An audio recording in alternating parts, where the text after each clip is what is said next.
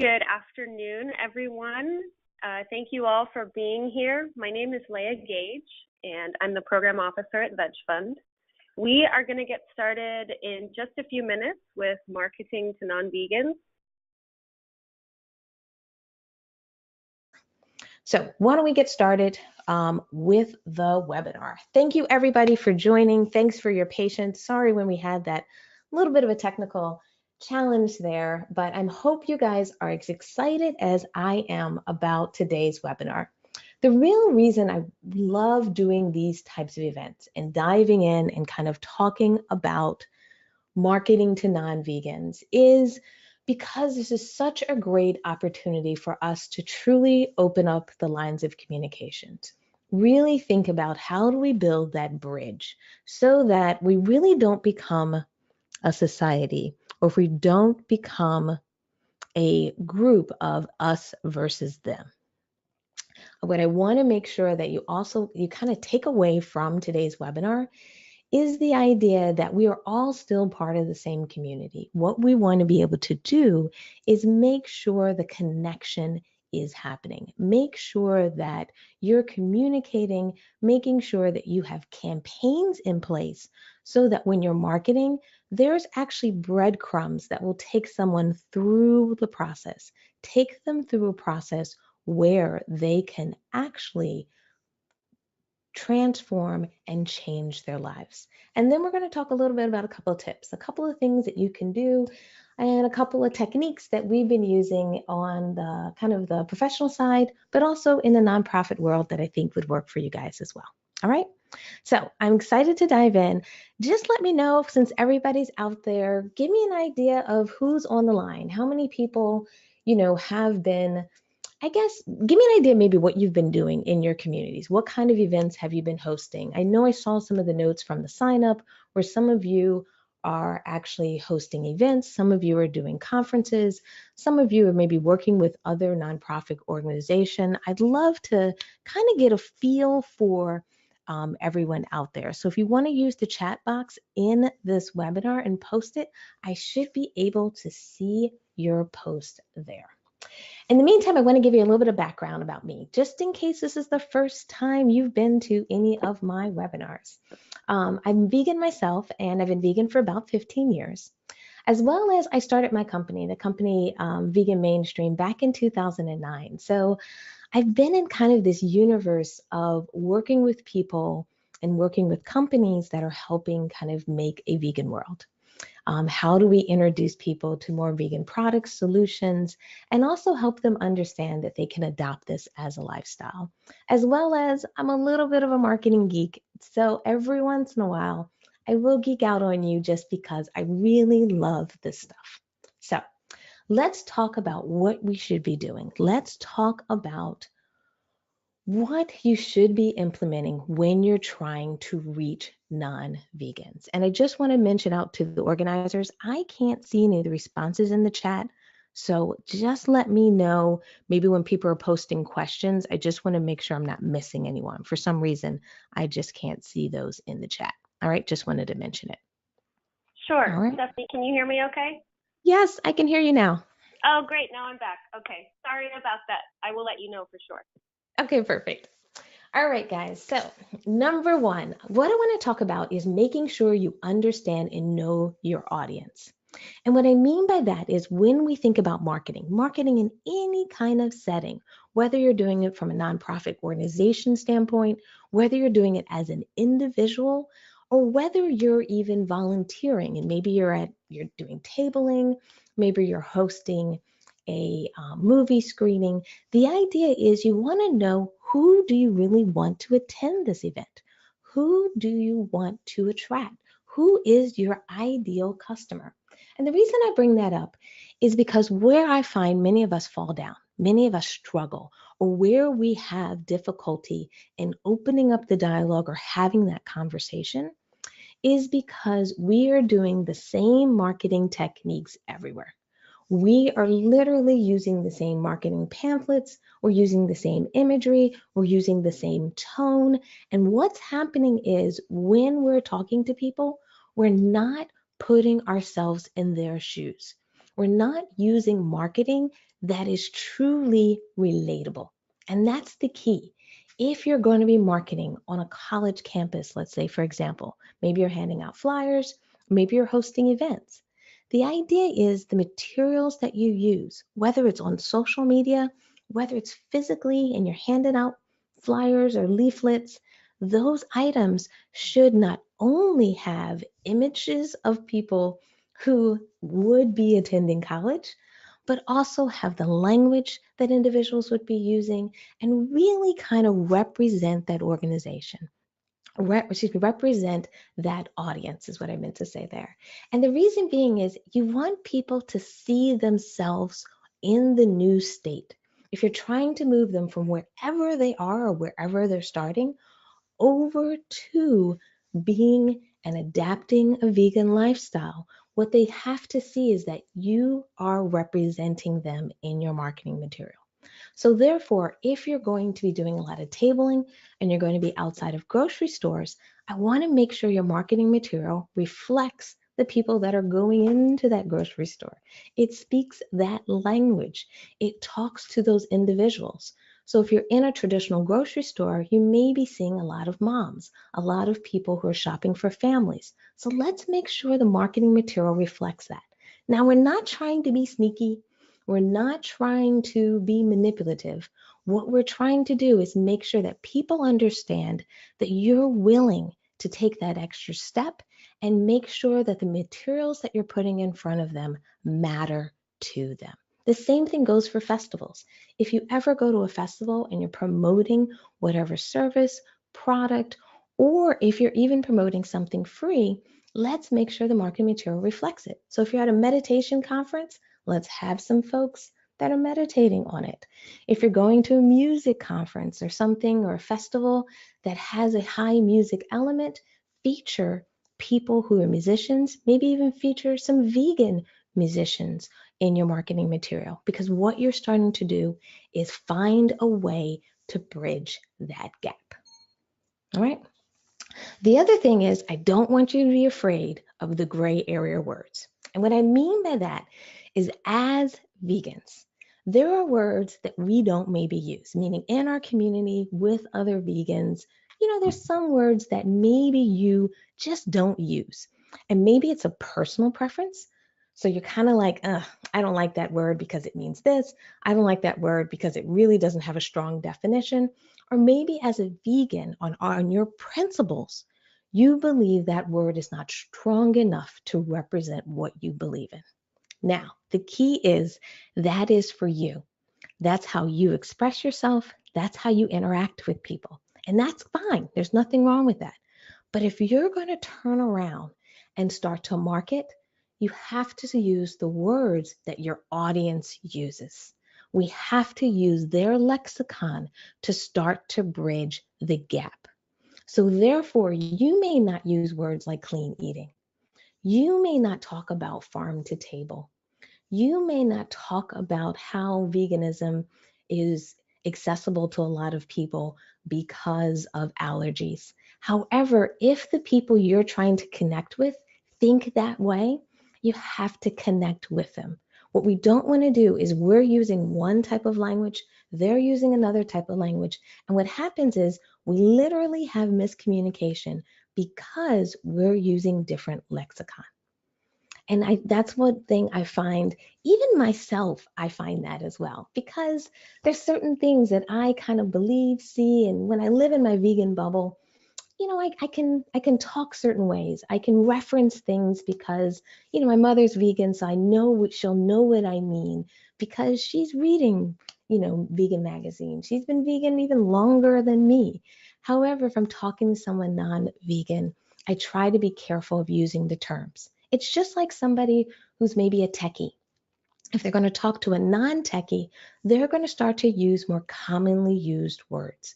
They're not going to maybe use industry standard words. They're not going to use words that maybe them and their other fellow coders would use. Instead, when they're going to have a conversation with me, the non-techie person or not, the uncoder person, they're going to use words that I can relate to, and the same thing goes for you. The other thing I want you to think about is creating this mini dictionary / lexicon for you. I think this is huge, especially if you're going to be doing presentations where you're going to be speaking or you're going to be at a table. And the reason I recommend build this list out is before you go to do tabling, before you do your next event, what I would recommend is glance at your own lexicon, glance at your own this mini dictionary, just to make sure these words are top of mind before you go out and start speaking to people. Because I think sometimes it's a good refresher. It's just like when I do my presentation here today, I look through it really quickly and say, yep, this is what I want to say. This is how I want to say it. And I prepare myself. So prepare yourself as well, so you are ready to talk to your audience. All right. The other thing I want to talk about is attracting your ideal audience. Now, I bring this up because sometimes when we're thinking about how do we get better communication going, how do we get a better flow with non-vegans, what we tend to do is think about the most difficult people to move. And these are people that are maybe difficult to move on any topic. So therefore, if we want to move them into the vegan lifestyle, what I want you to be careful of is making sure that you're not building your marketing around the difficult, around the most challenging people. Because what happens then is your kind of approach, your ability to drive change is in a very hostile environment. Now, I'm not trying to say that we want to leave anybody out, because I'm with you. I want a vegan world. Absolutely. I'd love it if we're in the mainstream. I'd love it if everyone is vegan.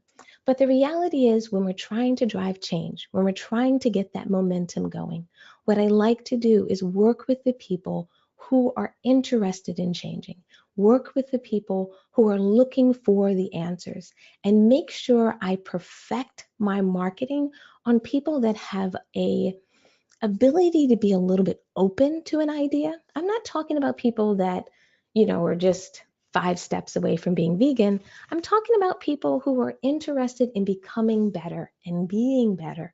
And therefore, approaching that person with my marketing, I'm going to get a better response. I'm going to get maybe more feedback. I'm going to better understand what maybe I should be doing to make my marketing better. They may give me more feedback. They may help me with that dialogue. And I think that's what happens is when we start to see ourselves as kind of us versus them, and we're feeling like we're always talking to the people that want to fight us, the people that want to draw a line in the sand, what happens is our marketing, our tone, and our approach becomes, I'm ready for battle. I'm ready for those difficult people. And I don't want you to put armor on when it's time to communicate. Because if you show up with armor on already, what happens is it will make another person want to put their armor up. You know what I mean? They feel that tension. So what I want you to do is get practice of working with, partnering with, attracting people who are open. So you have a little bit more of a diverse pool of people that you are helping make this conversion, as well as those people will help make your marketing better. It allows you to really kind of almost hang out a little bit with non-vegans. Because what I find is sometimes as vegans, we start to live in our own little bubble. We start to live in our own little world. And when we end up in our own little world 95% of the time, and your only time you're coming out is when you're doing your activism, what happens is you're not maybe ready for that conversation. So make sure you are talking to, hanging out with, and interacting with non-vegans, hanging out in their world so that we can establish that mutual level of respect. All right?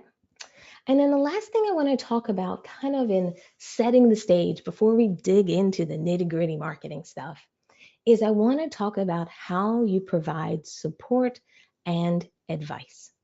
For many people, what I find is when they are trying to reach out, when they're doing their marketing, what happens is their marketing is kind of piecemeal. I'm posting a lot of stuff on social media. I'm doing a Facebook Live. I went to an event and handed out flyers, and that stuff is good. But what I want you to do a little bit differently is I want you to start to think of your marketing as a flow.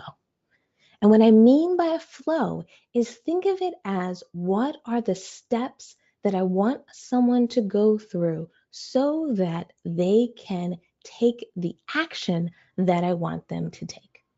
So therefore, if you're doing tabling, and I just use this as an example, this kind of flow or breakdown can be adapted to any type of marketing. So even some of the marketing we're going to talk about in the next few slides.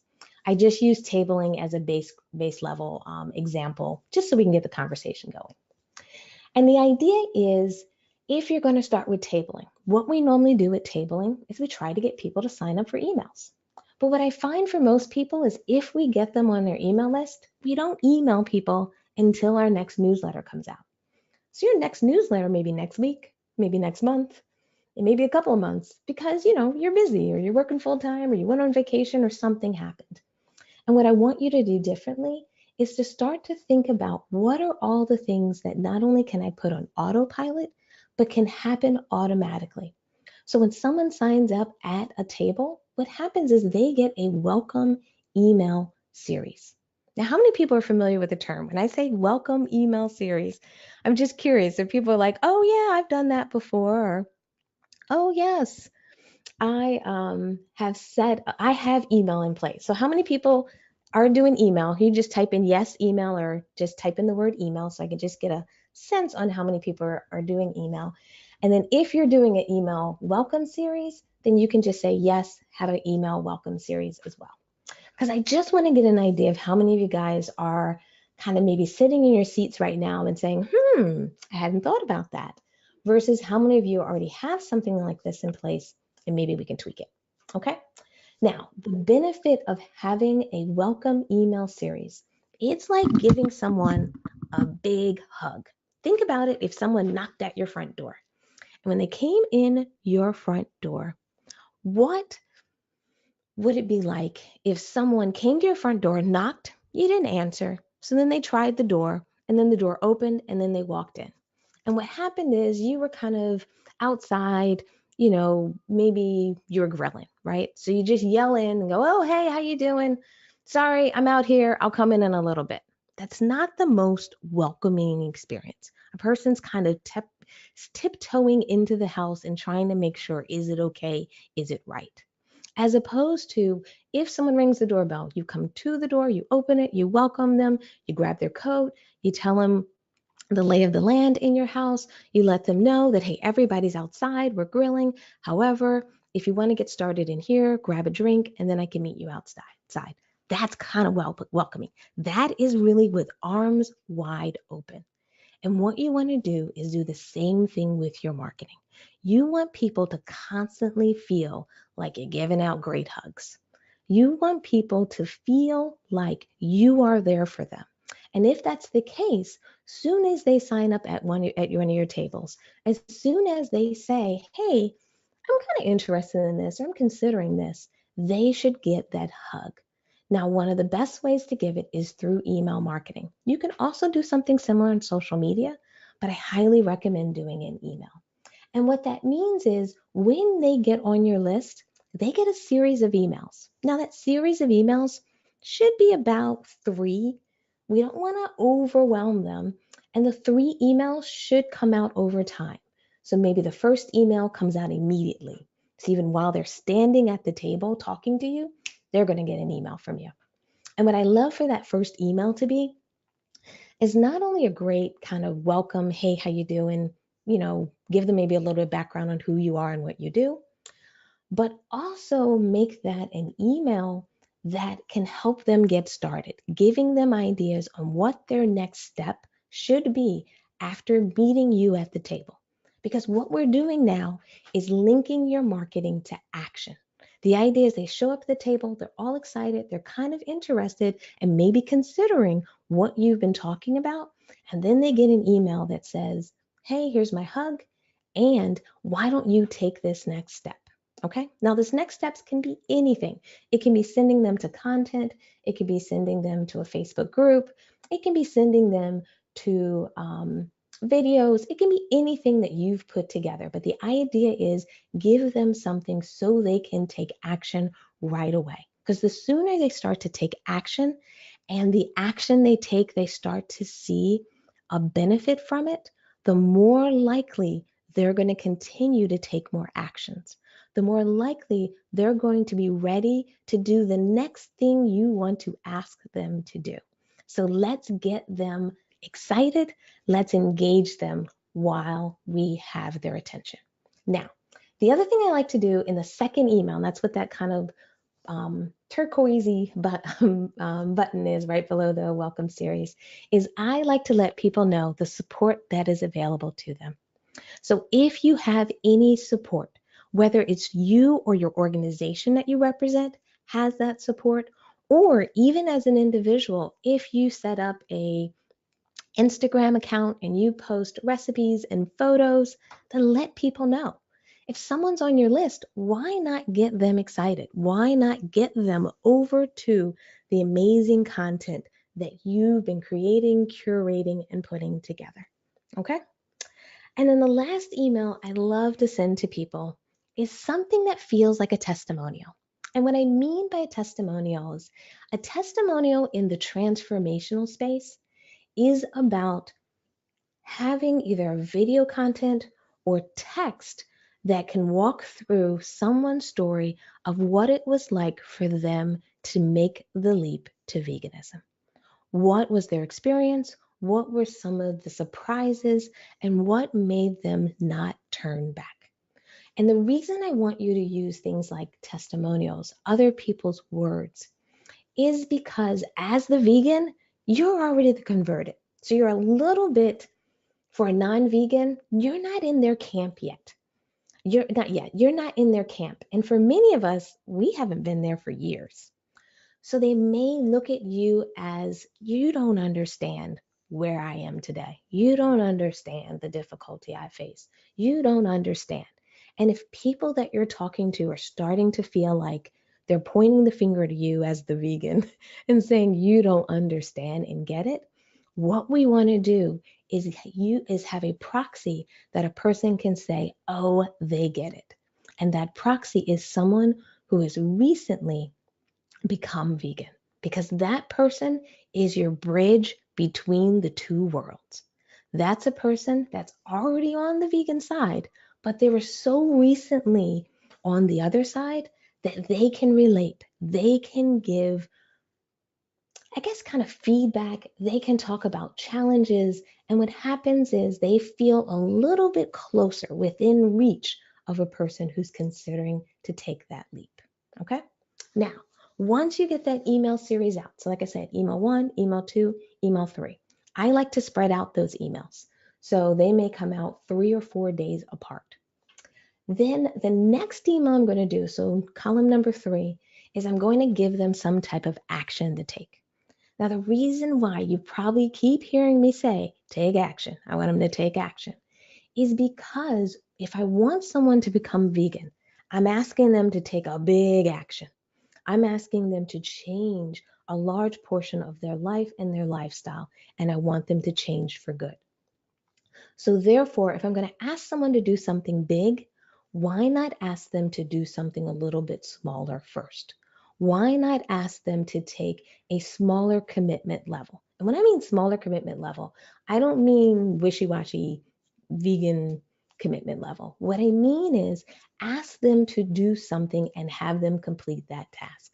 For example, maybe ask them to make a smoothie tomorrow or this week or this weekend and give them a recipe. So what you're doing is you're asking them to do something.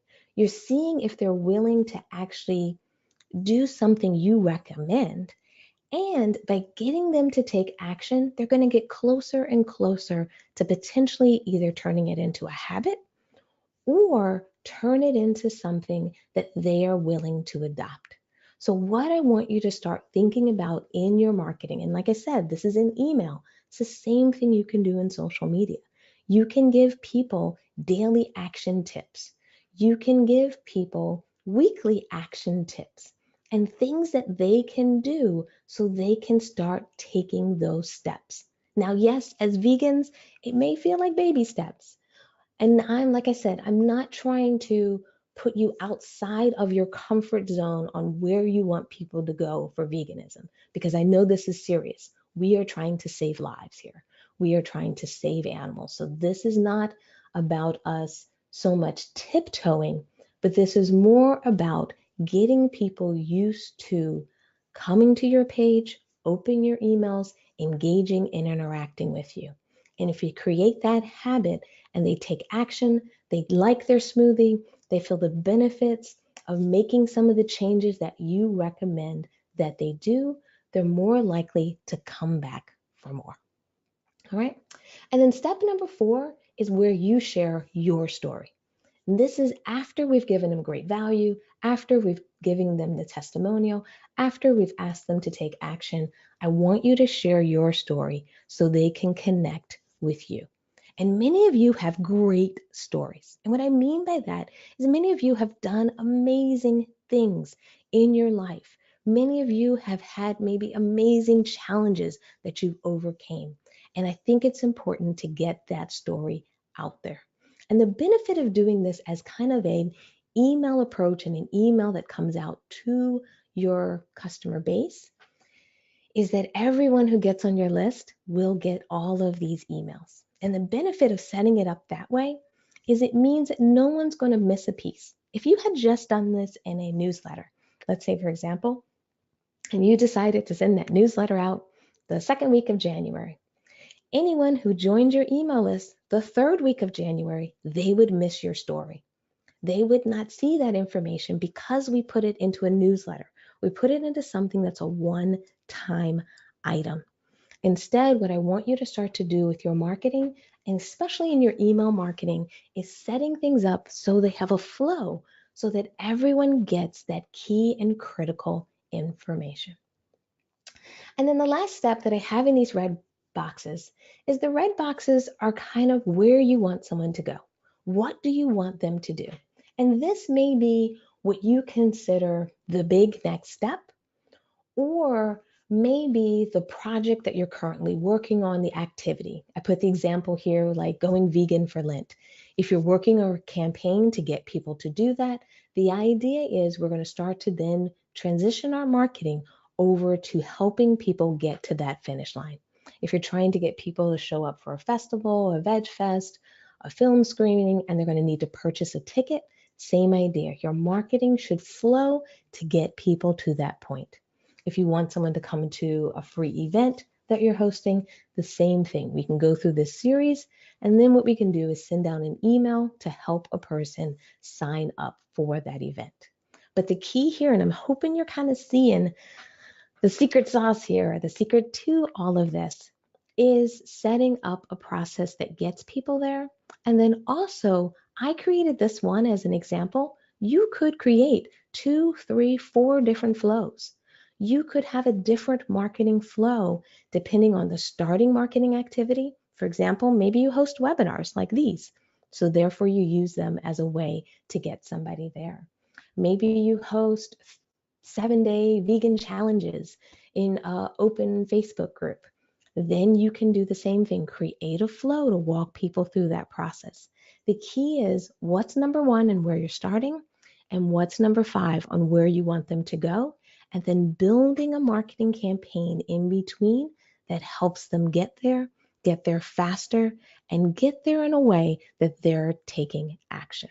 Now, I can't see you guys' comments, so let me know, or maybe if the organizers can let me know, how many people have done this before? Or how many people is this an aha moment for where you're like, oh, I've never really done a flow for my marketing. I've never thought about putting the pieces together and having people not only get information, but ensuring that I'm asking them to take action along the way. If you guys can let me know, VegFund crew, what people are Yeah, saying, that is going to be helpful. sure. Yeah, so it looks like we have about 8 people who responded when you first asked, who said yes, they're familiar with email, and yes, they've done a welcome series. But then once you gave your presentation, it's interesting. Right now, I'm seeing lots of comments flow in. This is a total aha moment. Never thought about doing this as a flow. And then someone at COK at Compassion Over Killing says, yes, we have a similar email program. But yeah, no, I think this has been a definite aha moment for a lot of our viewers today. Perfect. And the other thing I want you to keep in mind, it is not just email, guys. I'm using this as an example because I want to keep it simple and I want to keep it tight so you can see it. But the idea is you can integrate email with social media. Some of the emails that you have, like I said, where it says ready to take action, you can send them from that email over to a Facebook group. You could even have emails that go out where you may ask people to share their stories, and then you send them to a post on Facebook. You send them to a post on Instagram where they can comment. So the idea is it doesn't have to all be email marketing.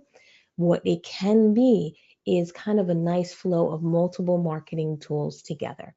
But what I'd like to, I guess, make sure you take away today is making sure that your marketing does flow, making sure the pieces go together. And if you have done this before, if you set this up before, make sure you relook at it because it can collect dust just like anything else. And what I mean by that is sometimes we need to update it. We need to update it with the language, with the photos, with the information. Sometimes we need to look at it and see how it's performing.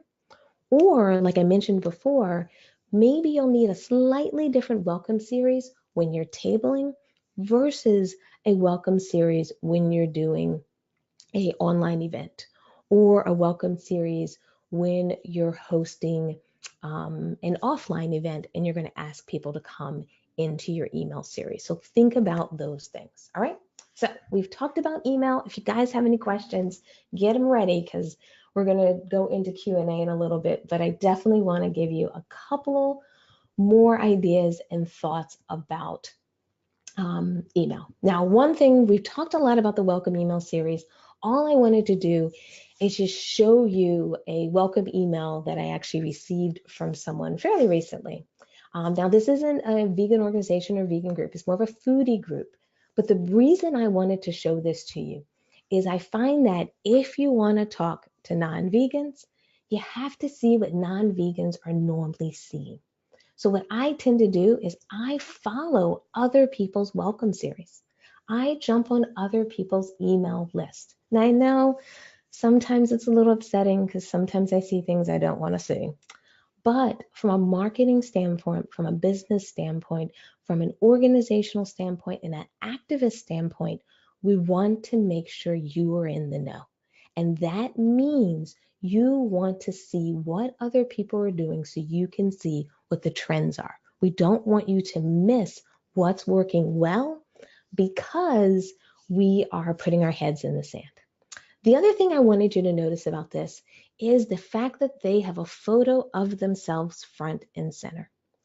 The reason I really wanted to I guess another reason to highlight this is if we're asking people to make a personal commitment in your marketing, in your emails, make sure you have photos of yourself so that people can see you. They can know who they're talking to, who they're interacting with, especially if maybe they started through an online channel like social media. They may not know you yet. So the more you can do where people can connect with you, the better, because they feel like they're talking to another person. And that I find is really important and critical. Okay, now let's talk a little bit about Facebook support groups. I call them support groups because I want to make sure that when you think about creating a Facebook group or using a Facebook group as a way to talk to non-vegans, I want you to think of a Facebook group as the support group, not a free-for-all Facebook group. But I really find that Facebook is great for supporting people through the transition.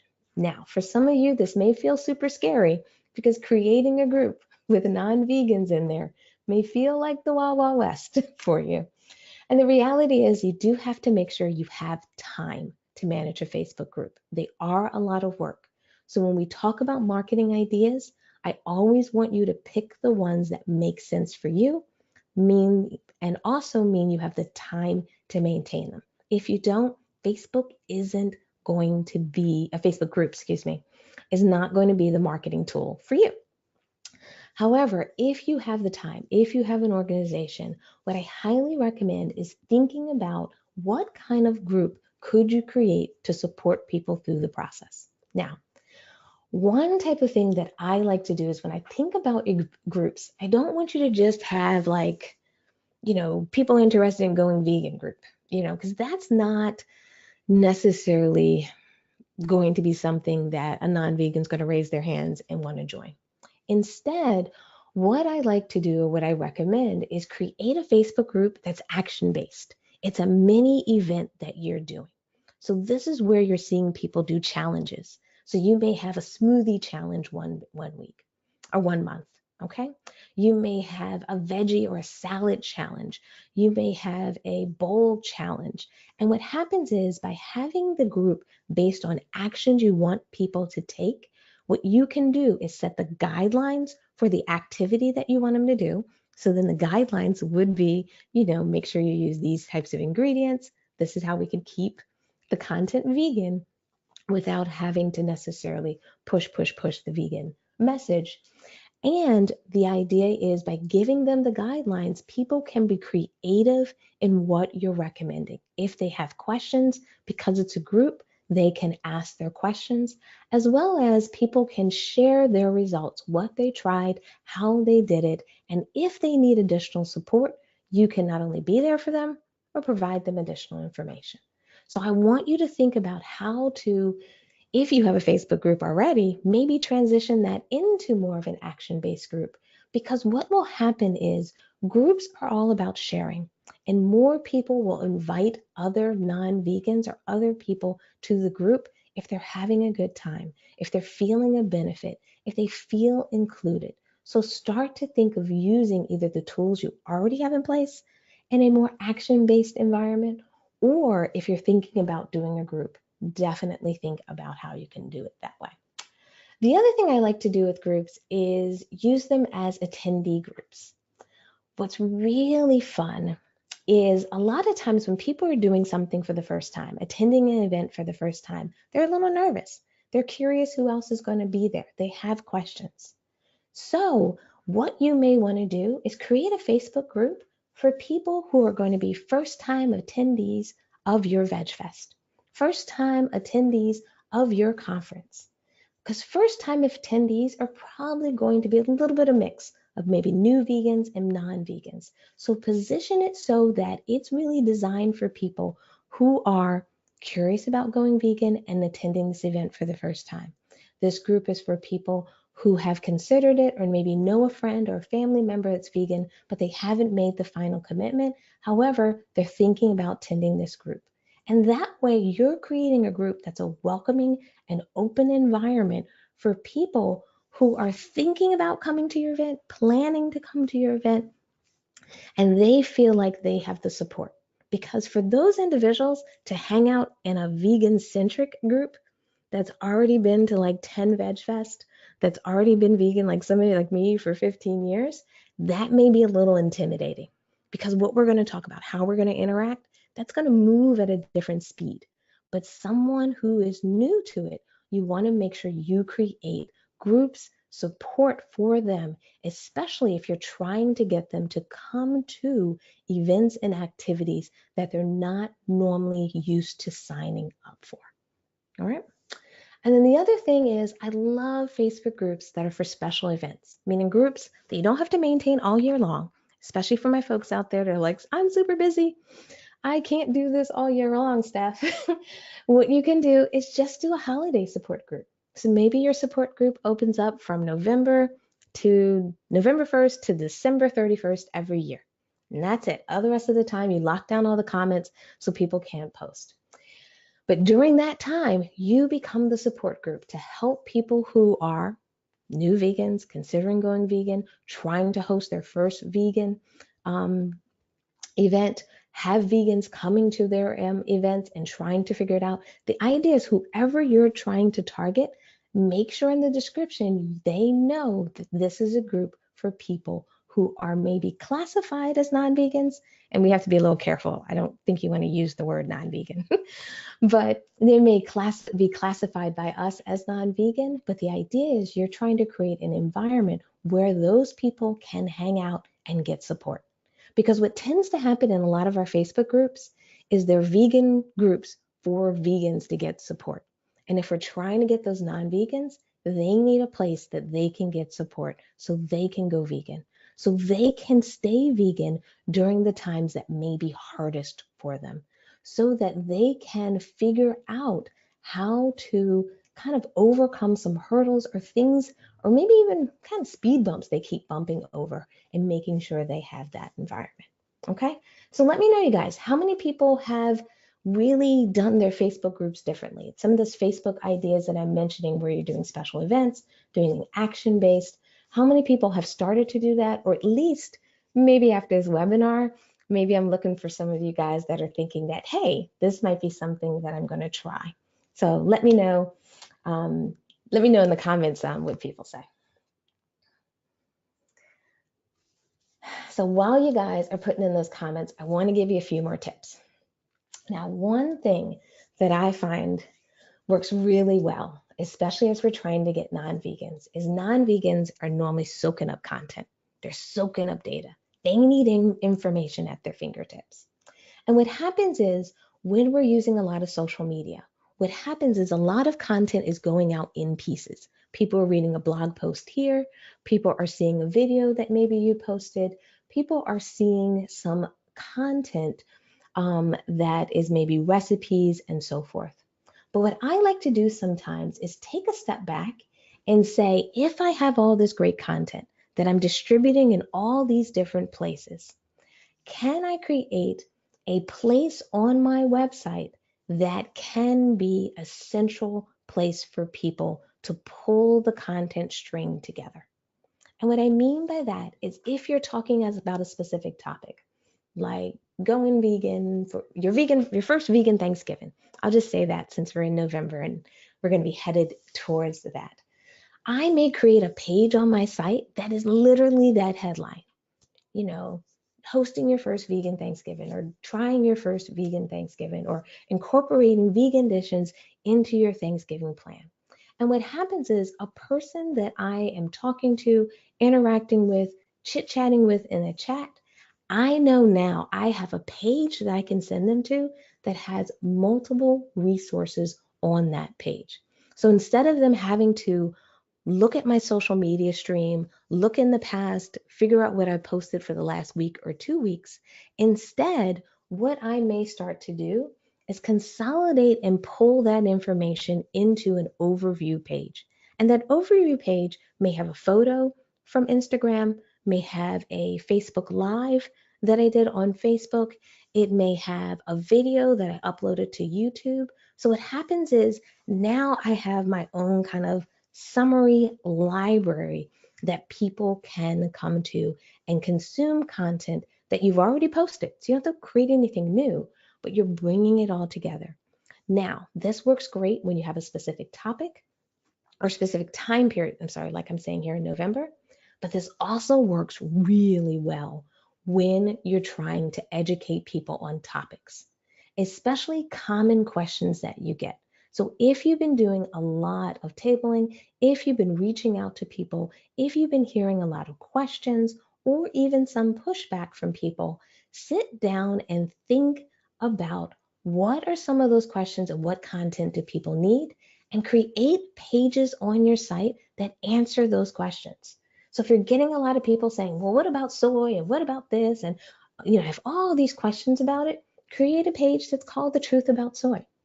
If you're getting a lot of people asking questions from a medical standpoint about diabetes, heart disease, what are some of the latest research that's been done? Is this, that, they're asking all those questions, create a page. Now, when I say create a page, it could be a page, it could be a blog post. But the idea is you're creating a consolidated place for information to reside that they can consume and get the longer version of it. It can even link out to other sites. It doesn't mean everything has to be on your site. It just may be a paragraph teaser that says, hey, this link is about this research, and you can read the full study on this page, and then you put the link. So all we're trying to do is make sure your marketing not only supports your effort, but gets the information that's most critical to them in their hands. If you're working with a lot of people who are environmentalists and you're saying, hey, I need you to make the connection between you being an environmentalist and what you just put on the grill. What you want to do is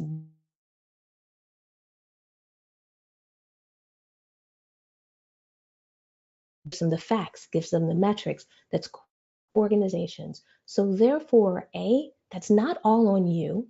They don't think it's you kind of representing the world and then they're doubting that information. Instead, you are able to send them to a great resource on your site that can be backed up by some of the organizations that they probably follow, organizations that they already believe in, and organizations that they trust. Okay? So quick check. How many people are maybe on the Facebook side? Do we have some action there? Are people thinking about maybe making some changes to their Facebook groups? Yeah, we had several people respond saying that they've tried this before. A couple people noted that it ends up being a lot of work going into, just a few people, and that it can be difficult to build up a really strong fan base or a lot of people in your Facebook group. Yes, good point. Yeah. Yep, and we can talk about that. So, okay. So I'm glad you brought that up. Let's talk about how do you get people. So let's talk about that because in the next couple of slides, I'm going to talk about some of those techniques, and those people can be funneled into a Facebook group, or they can be funneled into other things, email marketing, any type of marketing approach. So let me just make one comment on this slide, and then we'll talk a little bit about how to get people. So only other thing I just want to mention is definitely think about having a website. Now, for some of you out there, your organizations, you already have this in place. So I know you guys are all set. But some of my folks out there who are activists, some of my folks who are very active out there, you may not have a website. And what you may consider doing is starting something, a very simple site. I mean, a one-pager site. I don't mean you have to blog or any of those things. If you are a blogger, then I'd recommend adding a couple of pages, like I mentioned before, to your site that have that information, only because it is nice to make your website home base so that when people have information, when people want to know about a specific topic, you can send them to one link. You can send them to one specific place for them to get that information. Okay? All right. So let's talk about getting people. How do you get people? How do you get the buzz? How do you get people excited? And how do you pull enough people in? Now, a couple of ways that I see it happening, a couple of ways I see this working well, is thinking about your marketing as more of a series of marketing events and activities. And what that means is if you're going to be doing social media, let's say, for example, and for a lot of you out there, you may be doing Facebook Live, maybe you're doing Instagram Live. What I find is instead of going live every now and then, meaning once a week, maybe depending on how you feel, what I'd recommend is starting to think about going live as a series. That means deciding, hey, I'm going to go live for 3 days straight. I'm going to go live for 4 days straight. I'm going to go live for 5 days straight. You can pick the same time each day to set it up. And then you can create kind of topics. You can create information that you're going to share each day. This will help people come back. Now, the reason why this can help you build momentum, the reason why this can help you reach more people, the reason why this could help you in a Facebook group is when you set up kind of a series of live events together, your first one may be a little bit quiet because if you don't have that much reach, a couple of people are going to come check you out.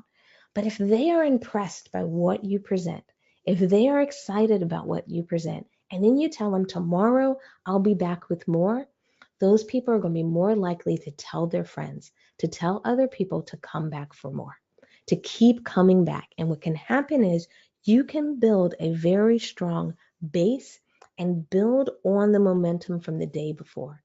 Also, you can ask the people. So even if you get 10 people day one, what happens is you can ask all those people, would you be willing to tell a friend?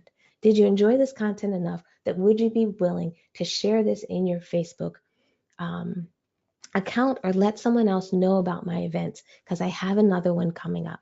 And a lot of people may say yes. A couple of people may say, yeah, sure, I'll do it. And if you get a few of those people to share it, what happens is now you can get more people to show up the next day. So I want you to always think about building the momentum in your marketing. And the momentum happens by you doing things kind of in a series and doing a lot in a row. Now, you still may have a little bit of quietness. I know for some people, marketing's not maybe your thing, and maybe you're just starting out. So don't give up. If you're starting out, it's very difficult to have a huge following in the beginning. It is very difficult. We all started from zero and built from there. The other thing is try different channels. Facebook, I know, can be really tricky when you're using something like a Facebook page. So if you're comfortable with it, you might host this on your personal Facebook account. If you're not comfortable with it, then you may look at maybe doing something in Instagram. You may try a different channel so you can build that momentum. Another thing that people do is sometimes they will cross do their live events. And the way that they do it, which is really kind of crazy, is they'll have their computer hooked up maybe to Facebook, and then they'll use their phone to broadcast on another platform, because you can go live on YouTube and other accounts. And then that way you're going to pick up people from multiple channels. And once again, you can build that momentum. So think about kind of being creative. Think about great ways that you can build that momentum. The other thing you can do is, I know sometimes it feels like, how can I get enough people in social media? Since Facebook may not be sharing, or maybe the algorithm feels like it's fighting against you. What I tell a lot of people is just go live on your own website. And the way to go live on your own website, at least the easiest way to do it, is you can use what they call Google Hangouts. Google Hangouts is free. You just go into Google, set up a Google Hangout broadcast. And when you set up a Google Hangout broadcast, you just grab the code and embed it in your site. It's just like if you embedded a YouTube video into a blog. The idea is you're going to do that same embedding. However, that embedding is going to be for a live live Google Hangout as opposed to the video. And what's nice about the Google Hangout is once you go live, after that, it turns into a traditional YouTube video. So if that's the case, you can share it on social media and so forth. So think about ways that you can also incorporate these things into your site. The reason being is, if it's on your site and say you don't have the traffic that you expected in the beginning, what you can do is share this broadcast later as the replay. What I also like about it is to pull people in. I like to put links on that page. I like to have a comment box so people can comment while we're talking. Anything you can do to keep people engaged, keep people excited, keep people going is going to be a great way for you to keep building that momentum. Also, by having the comments on the page, people can see this is an active page. So if someone comes into it 2 days later, 2 weeks later, they're going to be excited maybe about watching the video because they're going to scan the comments and go, oh, wow, people said this was great. They really loved the content that you had here. And most likely you're going to be able to use that content moving forward. But the resources linked is really the key, I find, especially for non-vegans, because if you talk about different dishes, if you talk about different products that you like, if you reference research materials on going vegan, because you can have the links right below on your website, people can go to that additional content right there, and you start to become a hub for that information. Okay? And then the other way to get really broad reach is hosting a summit. How many people have been on summits? I'm hoping many of you know what I mean by a summit or have participated in a summit. I'm just putting 2 images up here where you can, these may be 2 summits that you've seen this year, but there's a ton of them out there. Some of them are the big ones that we all know and love, and some of them are smaller ones that are just getting started. So one idea might be for you to host a summit, because what summits are designed for is to help you get reach. Summits are designed so that people can share it. And what's great about doing summits is the people that are speaking in the summit normally have the following, and what they'll do is pull the people to your site, to your summit. Now, summits are work. I don't want to make it sound like this is something you could put together this weekend. It may take you a month or so to put together a summit, depending on how big you want it to be.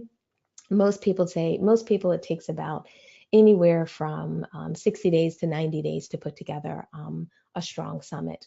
But what I'd love to see you guys do is put together a summit that's a little bit different than the ones that I've traditionally seen.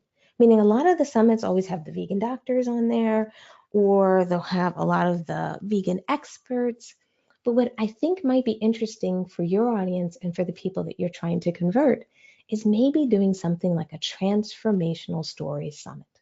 In some of those cases, if you're really trying to get local, meaning you're really trying to make an impact in your community, you may make sure that some of those stories are people who are local. There's some of those people that are going to be interviewed as a part of your summit are going to be people who are in your community so they can talk about what's it like to go vegan in, I don't know, St. Louis, in Cleveland, in, just picking out cities. I'm just randomly picking cities over here, in Philly, um, in Connecticut, or, in Danbury, Connecticut. I used to live in Danbury, Connecticut.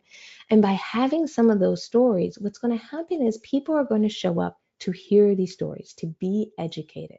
So by having a little bit of a mix of some experts, but also some stories of people who have really been through this transformation, I think that's going to help you really talk more to non-vegans. Because what happens in a lot of these traditional summits is it's just all the people who are already there, already been there and been there for a while. So the more that you can maybe do a summit around that transformation, or people that have made the leap in the last 6 months, to a year, I think that might be something kind of exciting. So how many people, what do you think? Did anyone out there feel brave enough to host their own summit? Anyone think that they could do a summit? Because I definitely think a summit is a great way to get a large amount of people.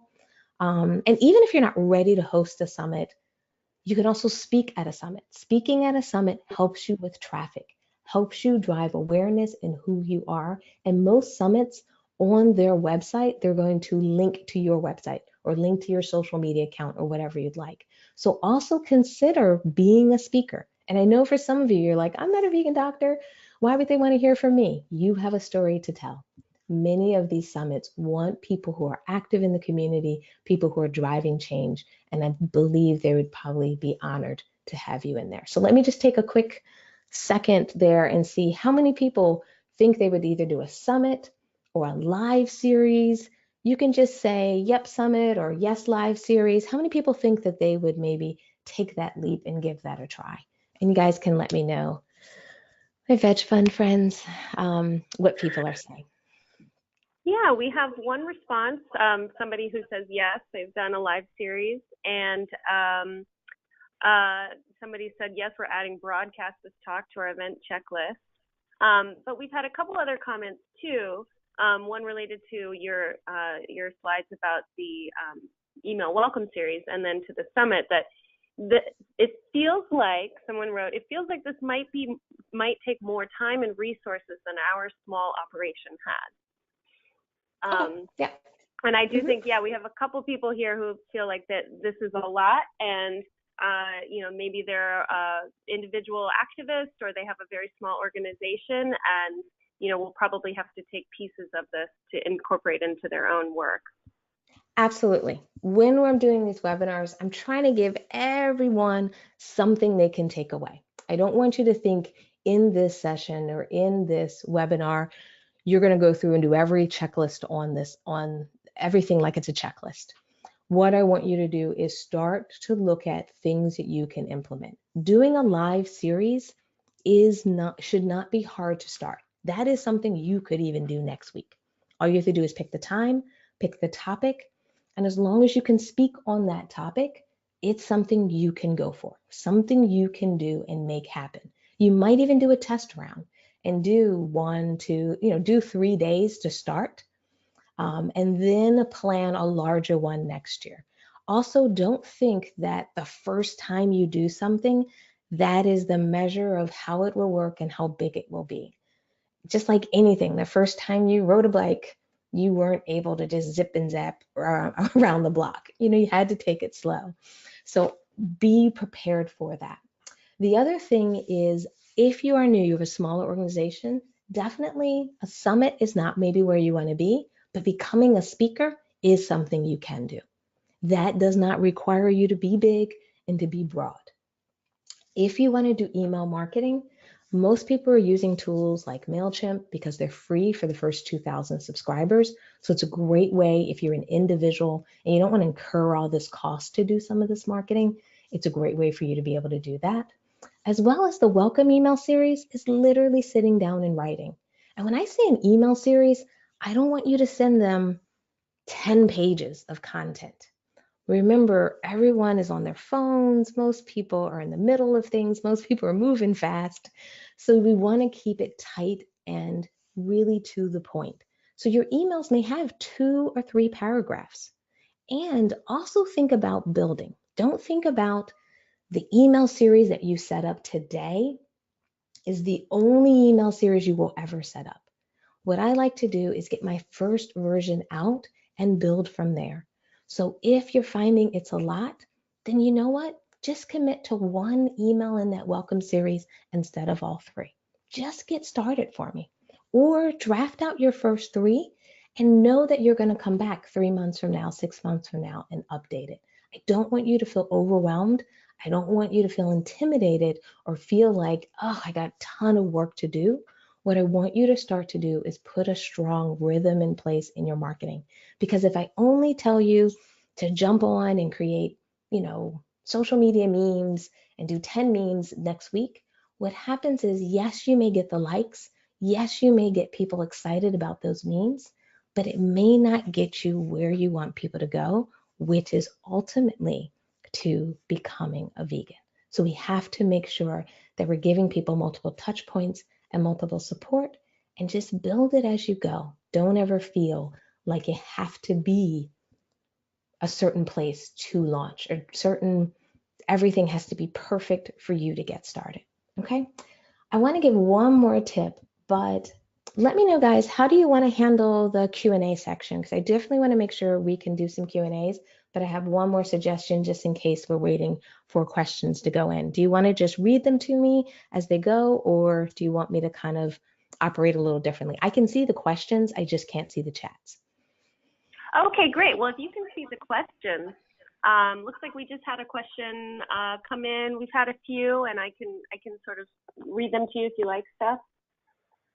I see the last question. Maybe let's make sure we're just looking at the same one. The last question Sure. I see is about, required computers, internet, smartphones. Yes. Do I have any old school favorite marketing? All right. From my buddy Eric. Hey, Eric. All right. So a couple of things. Computer, internet. You can still use internet in a local cafe, Starbucks, whatever your twist is. You can definitely do that with many of this marketing stuff. The only thing that you do need a strong internet connection for is if you're going to go live. Now, most people's Wi-Fi at home should be able to handle going live.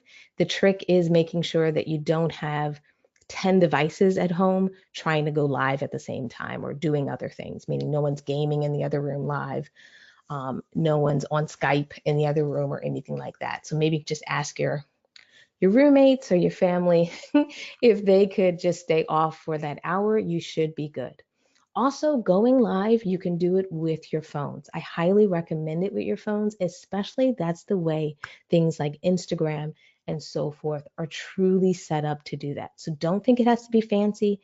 Don't think it has to be big backgrounds, amazing lighting. You can do a lot of the stuff outside so you have great lighting. You just want to make sure you're in a place that's fairly quiet, so not a lot of noise, and people can see you and people can hear you. They even have little like lavalier mics that you can like cut, they can clip on. You can get them on like Amazon for $15. So they're not highly expensive. So I don't want you to think tech is doing that. Now, old school marketing tips. Oh, Eric knows how old I am, so he knows I got some old school tricks.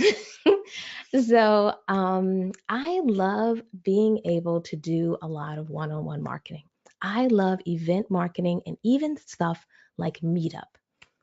Meetup isn't as popular as it has been before, but I love doing things where you can get groups and people together in a smaller format. Smaller formats I find are not as intimidating as going to bigger events. So I highly would recommend thinking about doing things like that. The other thing I do is sometimes I will do what I call a spin-off event. So say, for example, there is the Green Festival is coming up, or Earth Day is coming up. What I may do is have people meet me at that event as a way for us to kind of have like a little pseudo side meetup, especially for non-vegans. Or we'll do it the other way around. Maybe you're hosting, there's going to be a Veg Fest in your town.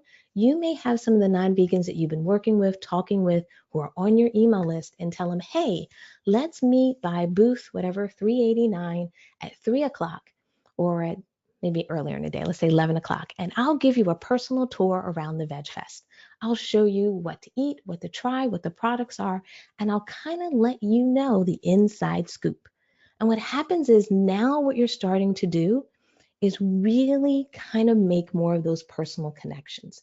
Not just do all this mass marketing stuff, but give people access to you. And like we talked about earlier, or the question that was out there earlier about, oh, this is so much work and so much to get done.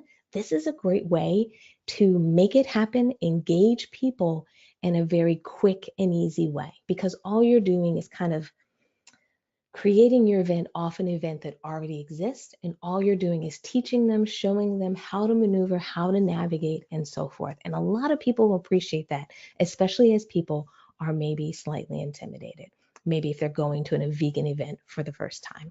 And then the other thing is always think about ways that you can connect with people. I love Messenger. Like on Facebook, Messenger is great. If someone has a question, let them come into Messenger and ask you a couple of quick questions really quick. Make sure you're using all the tools at your fingertips to allow people to connect with you and answer, and help them over some of the hurdles. Because a lot of times people are just nervous and anxiety keeps them, holds them back. All right, let's see here. I'm just going to keep looking through the questions here. Absolutely. And as others have questions, please feel free to drop them in here, and we'll make sure they get answered. Perfect. The other thing is I do want to give you guys one more tip while I'm looking through these other questions, just to make sure I didn't miss anything from you guys.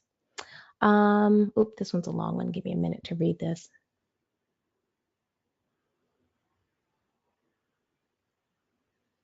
So I had a question here from Mikkel, it looks like.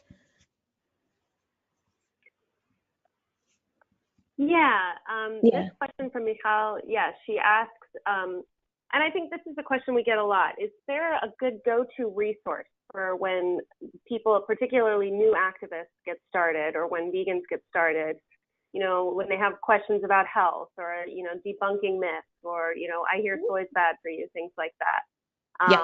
Creating like a go-to source or something. Yeah, so I definitely believe you want to pull in those resources into your orbit. That's why I was recommending websites and all that stuff, if you have it.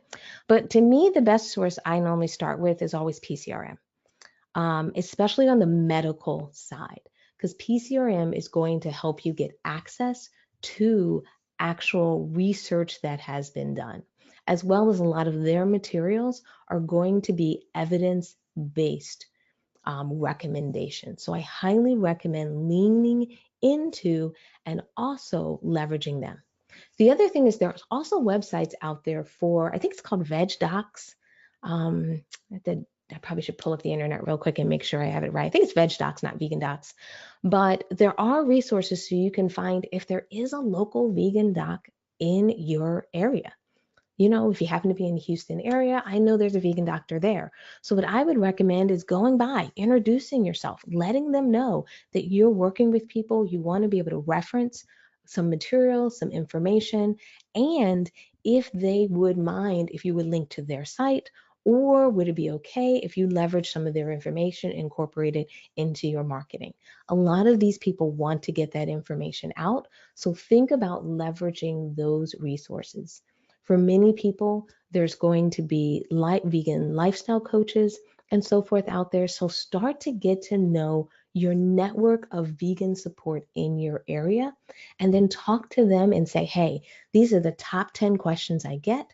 Can you give me recommendations on where I can source that information from? Also, I mean, I hate to say it, but VegFund is a great resource as well. I mean, with the new website out there, there's a ton of great information on the site that you can leverage. So I would recommend kind of taking those steps as ways for you to get some of that additional knowledge and information. Also, don't think you have to be an expert in everything. Don't think you have to run down the medical research. Most people are not asking you to be a doctor. All you are is making sure they're aware of the information, what's available to them, and making the connection. So don't try to take on the burden of memorizing all the facts and all the figures, because what we don't want you to do is get out there and feel like you have to quote all these numbers and all this information, and then we have struggle memorizing it and so forth. Get them over to the experts. And then, like I said, if you can, try to build a little hub, either on your site, or if you're a blogger, build a blog post that you can reference over and over. So you build it once and you get that rinse and repeat type of approach. Okay. Yeah, nutritionfacts.org is another one too. Thank you so much, Tammy. Great catch on that one.